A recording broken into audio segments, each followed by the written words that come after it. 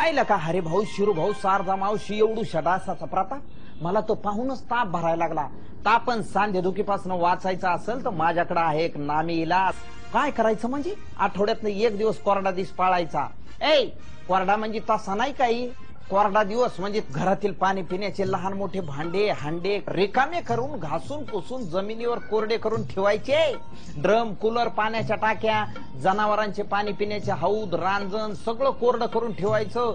कुंड्यात पाणी साचलं असेल तर ते ओतून द्या. टायर नारळाच्या करवंट्या यासारख्या टाकाऊ वस्तूत पाणी साचू द्यायचं नाही. असं केल्याने काय होईल डासांची उत्पत्तीच थांबल आणि एकदा डास नाही म्हणलं की आजार पण नाही.